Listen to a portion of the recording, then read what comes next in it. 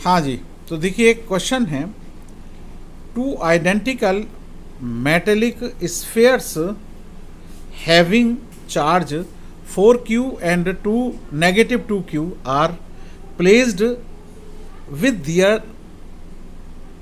Centres R distance, यानी उनके centre का बीच का जो डिस्टेंस है वो आर है, दोनों के सेंटर्स का, ठीक है ना। तो उनके बीच में जो लगने वाला एट्रैक्शन फोर्स है वो कितना है, आपका एफ है ना। एट्रैक्शन यानी force of attraction between the spheres is F.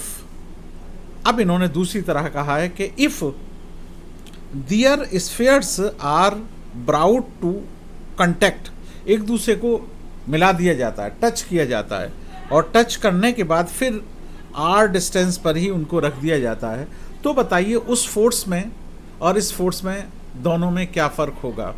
तो मैं आपको बताऊं कि देखिए, जब भी कभी किसी भी हम चार्ज बॉडी को एक दूसरे से टच करते हैं तो उन दोनों बॉडी का जो चार्ज है टोटल के यानी एवरेज चार्ज होता है। इस पर 4 क्यू चार्ज है, इस पर -2 है, तो दोनों को ऐड करेंगे तो 2q/2 यानी चार्ज आपका क्यू चार्ज आ जाएगा ईच स्फीयर पर।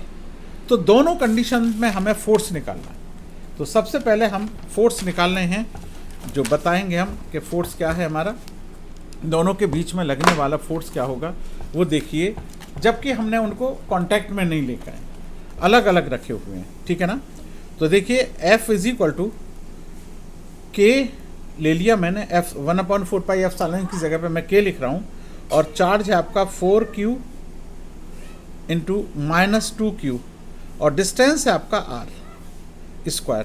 तो ये तो आपका वो कंडीशन है, F फोर्स लग रहा है। अब देखना जब दोनों को हमने टच किया, अब देखना Q कितना हो जाएगा, यानी एवरेज चार्ज, ऐसे समझिए एवरेज चार्ज जो निकल के आएगा, एवरेज चार्ज आपका क्या होगा। तो दोनों को हमने एवरेज चार्ज नहीं किया, 4q ± कैपिटल स्मॉल है आपका 2q, दोनों को हमने जोड़ दिया तो हमारा निकल के आया 2q/2, यानी आपका दोनों स्फीयर्स पर आपका q चार्ज आया। अब देखना नेक्स्ट फोर्स क्या होगा, फोर्स = या मल्टीप्लाई कीजिए तो k अब आका q × q/r, ये कंडीशन होगी। अब आसानी से हम ये जो वैल्यू है हमारी ऊपर वाली, तो ये आपका F है, F = क्या होगा, हमें मल्टीप्लाई कीजिए तो लगने वाला फोर्स जो होगा हमारा, तो k 8q आपका r² होगा, यानी F = K q/r² × 8, यानी ये वैल्यू जो है, ठीक है ना, इस वाली को हम, ये जो कंडीशन है हमारी ये वाली, ये इस F के बराबर है, ये देखिए दोनों सेम है, ये कंडीशन और ये कंडीशन सेम है, यानी ये F' के बराबर। तो आप दोनों इक्वेशन से, ये फर्स्ट इक्वेशन, इसको सेकंड मान लीजिए आप, तो दोनों से हम आसानी से निकाल सकते हैं, यानी इसकी जगह पर ये वैल्यू पुट कर सकते हैं, यानी इसकी जगह पर ये लिख सकते हैं, है ना।